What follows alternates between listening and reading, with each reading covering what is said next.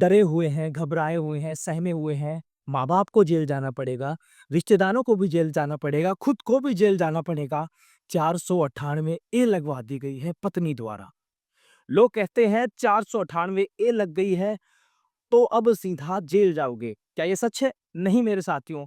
अब supreme court का साफ आदेश है, तुरंत गिरफ्तारी नहीं की जा सकती। अगर किसी केस में कोई बात, कोई तथ्य झूठा है, तो ज़मानत मिल सकती है और फिर आपकी एफआईआर भी रद्द हो सकती है। सच के साथ खड़े रहें और इस चैनल को सब्सक्राइब करें। मैं आपका दोस्त विकास सोनी में फिर से आप सभी का स्वागत करता हूं कानून की बात विकास के साथ। आज के इस पूरे वीडियो में आप लोग जानेंगे 498 ए धारा और किस तरीके से आप अपने आप को बचा सकते हैं और झूठे लोगों पर कार्रवाई कर सकते हैं। तो इस पूरे वीडियो को ध्यान से देखिएगा और उन लोगों तक जरूर इस वीडियो को शेयर कीजिएगा जो इस समस्या से जूझ रहे हैं, ताकि उन्हें एक मोटिवेशन मिल सकता है। वो आपका भाई हो सकता है, रिश्तेदार हो सकता है या कोई भी फैमिली मेंबर हो सकता है। चलिए शुरू करते हैं। नमस्कार। आज हम एक ऐसे कानूनी प्रावधान पर बात कर रहे हैं जो अक्सर सुर्खियों में रहता है, खासकर जब पारिवारिक झगड़ों की बात आती है। मेरा मतलब है धारा 498 ए, भारतीय दंड संहिता की।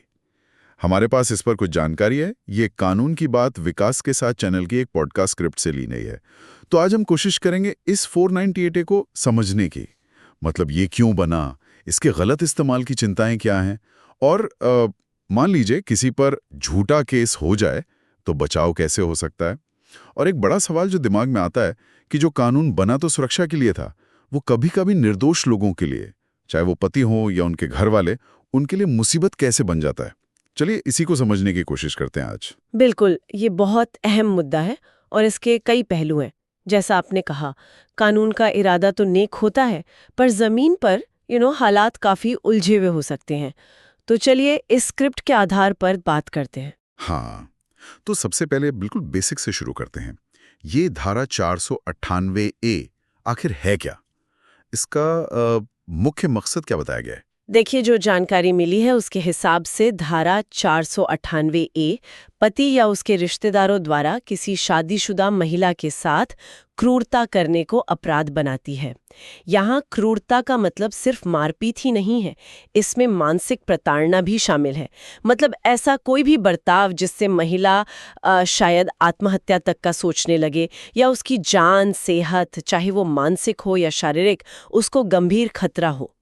तो उद्देश्य साफ था, घरेलू हिंसा, दहेज के लिए तंग करना, इन सब से महिलाओं को बचाना, उन्हें एक कानूनी ढाल देना। ये तो बहुत ज़रूरी लगता है, क्योंकि घरेलू हिंसा तो खैर एक सच्चाई है हमारे समाज की। लेकिन जैसा आपने कहा, ज़मीनी हकीकत थोड़ी अलग है। तो स्क्रिप्ट में इसके गलत इस्तेमाल का भी जिक्र है। हाँ बिल्कुल, और इस पर काफी जोर है स्क्रिप्ट में। ये बताया गया है कि कई बार जब रिश्ते खराब होते हैं ना, तो इस धारा को लोग एक हथियार की तरह इस्तेमाल कर लेते हैं। मतलब आपसी रंजिश निकालने के लिए या फिर ससुराल वालों पर दबाव बनाने के लिए। और ऐसे झूठे केस के नतीजे बहुत गंभीर हो सकते हैं। सोचिए, गिरफ्तारी, समाज में बदनामी, नौकरी चले जाना, और केस सालों साल चलता है। किसी बेगुनाह की पूरी जिंदगी बर्बाद हो सकती है। ये तो वाकई बहुत बहुत गंभीर बात है। तो फिर सवाल ये उठता है कि असली और झूठे मामलों में कोई फर्क करने का तरीका है? स्क्रिप्ट कुछ बताती है इस बारे में, कोई संकेत? देखिए, स्क्रिप्ट के मुताबिक ये हमेशा बहुत साफ साफ पता लगाना आसान नहीं होता, लेकिन हाँ, कुछ पैटर्न जरूर दिखते हैं। जैसे झूठे मामलों में ना अक्सर ठोस सबूत नहीं मिलते।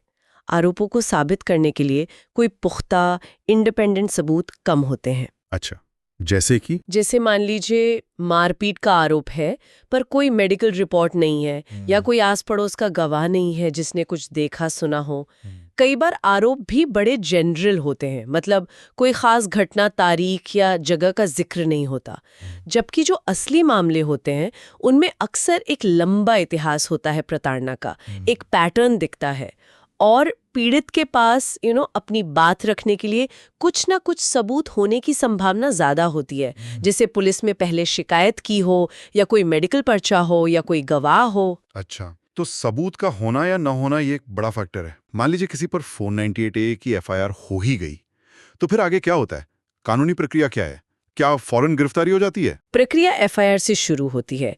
पुलिस फिर जांच करती है, बयान लेती है, सबूत ढूंढती है। जहां तक गिरफ्तारी की बात है, स्क्रिप्ट में साफ है कि 498 एक गैर जमानती मतलब नॉन बेलेबल अपराध है। पर इसका मतलब ये नहीं कि जमानत मिलेगी ही नहीं, बस ये कि जमानत मिलना आपका हक नहीं है, ये कोर्ट तय करती है। तो हाँ, जमानत मिलना मुश्किल हो सकता है, लेकिन सुप्रीम कोर्ट ने कई बार ये कहा है कि 498 केस में सीधे गिरफ्तारी नहीं करनी चाहिए।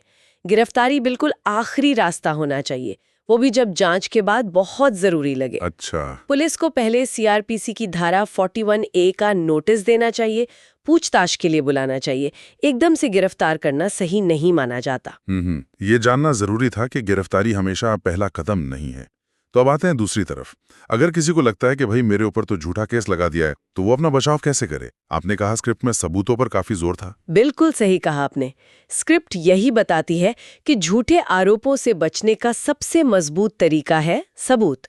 अगर आप पर आरोप है तो आपको अपनी बेगुनाही के सबूत इकट्ठे करने पड़ेंगे। किस तरह के सबूत? कुछ भी हो सकता है, जैसे call recording, WhatsApp chat, email, कोई वीडियो क्लिप, होटल की बुकिंग, आने जाने के टिकट, या ऐसे गवाह जो बता सकें कि आप उस वक्त वहां थे ही नहीं। मान लीजिए पत्नी ने कहा कि फला दिन मुझे पीटा गया और आपके पास पक्का सबूत है कि आप तो उस दिन शहर में ही नहीं थे, तो ये एक मजबूत डिफेंस बन गया ना। हाँ बिल्कुल। स्क्रिप्ट यही कहती है कि अगर आरोप लगाने वाला पक्ष कोर्ट में अपने आरोपों के लिए ठोस सबूत नहीं दे पाता, तो बचाव पक्ष का पलड़ा भारी हो जाता है। और हाँ, एक अच्छा वकील करना बहुत जरूरी है, जो इन सबूतों को सही तरह से कोर्ट के सामने रख सके। आखिर में तो कानून सबूत ही देखता है। तो कुल मिलाकर हमने ये समझा कि धारा 498A जो है वो एक तरीके से दो धारी तलवार जैसी है। एक तरफ ये जरूरी सुरक्षा देती है, खासकर महिलाओं को घरेलू हिंसा से, तो दूसरी तरफ इसके गलत इस्तेमाल की भी उतनी ही गंभीर चिंताएं हैं।